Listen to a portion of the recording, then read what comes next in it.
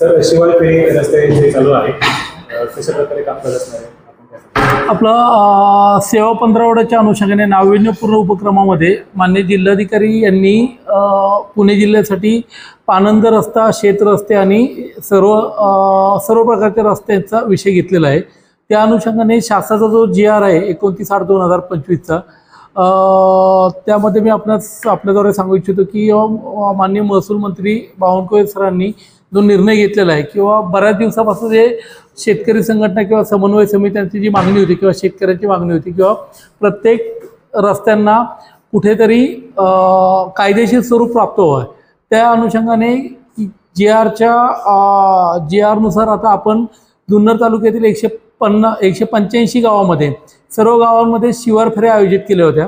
त्या शिवार फेऱ्यांमधनं प्रपत्र 1 आणि प्रपत्र 2 मध्ये की जे गावातील नोंदणी म्हणजे नकाशावर असलेले रस्ते प्रपत्र 1 मध्ये, आणि जे रस्ते नकाशावर नाही परंतु जागेवर आहेत असे सर्व रस्ते गावामध्ये सर्वत्र पाहणी करून ग्रामपंचायत अधिकारी असतील, ग्राम महसूल अधिकारी असतील, भूमी अभिलेखचे अधिकारी असतील आणि सर्व कोतवाल, पोलीस पाटील आणि गावातले सरपंच, उपसरपंच, सर्व पदाधिकारी यांच्या मदतीने जे नोंदणीकृत रस्ते नव्हते परंतु गावात चालू अशा सर्व रस्त्यांच्या नोंदी आपण प्रपत्र 2 मध्ये घेत आहोत। पहिल्या टप्प्यामध्ये असे प्रपत्र 2 हे त्या रस्त्याचं पूर्ण माहिती म्हणजे तो रस्ता कोणत्या गटातनं कोणत्या गटामध्ये जातोय, आजूबाजूला असलेले सर्व गट, तसेच रस्त्याचा प्रकार आणि याच्यामध्ये किती शेतकऱ्यांना याचा फायदा होतो, तो रस्ता अतिक्रमित आहे का खुला आहे, ही सर्व माहिती घेऊन आपण ग्रामसभेमध्ये ठेवणार आहोत। याच्यासाठी विशेष ग्रामसभा तालुक्यामध्ये 10 आणि 11 तारखेला BDO साहेबांनी आयोजित केलेल्या आहे। ह्या फक्त रस्त्यांसाठीच असणार आहे। ह्या ग्रामसभेमध्ये याची मंजुरी करून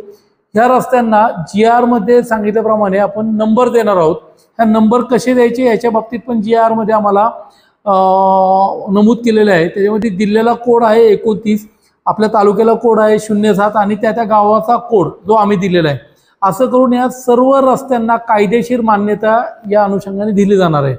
आणि ही कायदेशीर मान्यता झाल्यानंतर आपल्या तालुक्यामधले 15 गाव आपण जे सिलेक्ट केलेले आहे ते प्रत्यक्षात GIS सिस्टीमवर घेण्यासाठी त्या गावांच्या रोवरच्या साहाय्याने त्या 15 गावांच्या मोजण्या केल्या जाणार आहे। त्याच्यामध्ये आपण प्रत्येक मंडलमधलं एक गाव घेतलेलं आहे आणि अतिरिक्त 3 गावं जी घेतलेली आहे ती ओतूर मंडलमधलं एक अतिरिक्त गाव घेतलेलं आहे, निमगाव सावा मंडलमधलं एक गाव घेतलेलं आहे, जुन्नरमधलं एक गाव घेतलेलं आहे।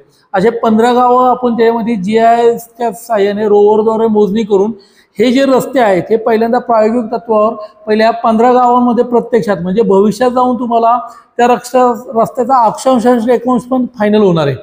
आणि ही एकदा हे झाल्यानंतर सेम पद्धतीने उर्वरित पूर्ण 185 गावामध्ये होणार आहे।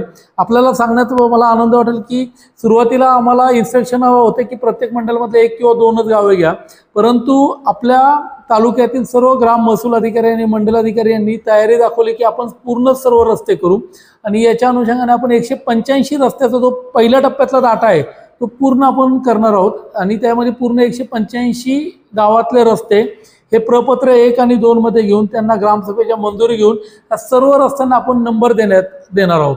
आणि पुढच्या टप्प्यामध्ये दुसऱ्या टप्प्यामध्ये ह्याच्यामधले जे रस्ते अतिक्रमित असतील ते रस्ता अदालतीमधनं हे आम्ही शक्यतो तंटेमुक्त करण्याचे प्रयत्न करणार आहोत। त्याच्यामध्ये गावस्तरीय समित्या पण स्थापन केलेल्या आहेत आणि असे रस्ते तंटे जर गावस्तरीय समितीमध्ये पण जर मिटले नाही तर त्याच्या बाबतीत आम्ही मामलेदार कोर्ट ॲक्ट 5 प्रमाणे आम्ही केस चालवून त्याच्यात आदेश करणार आहोत आणि पोलीस डिपार्टमेंटच्या मदतीने असे रस्ते खुले करणार आहे।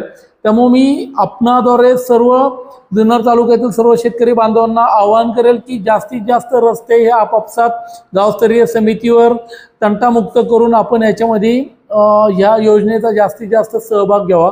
कारण तुमचे जर रस्ते कायदेशीररित्या नोंदणी झाली, त्याला नंबर पडले तर तुम्हाला भविष्यात त्याच्यामध्ये जो निधी पडणार आहे म्हणजे त्यामध्ये आमदारांच्या माध्यमातून असेल, खासदारांच्या माध्यमातून असेल, जिल्हा नियोजनच्या माध्यमातून असेल किंवा विविध इतर ज्या योजना असतील त्याच्या माध्यमातून आपल्याला या रस्त्यांवर निधी टाकता येईल आणि जे रस्त्यांचे वर्षानुवर्ष जे आपली जी मागणी होती ती मागणी पूर्ण होणार आहे।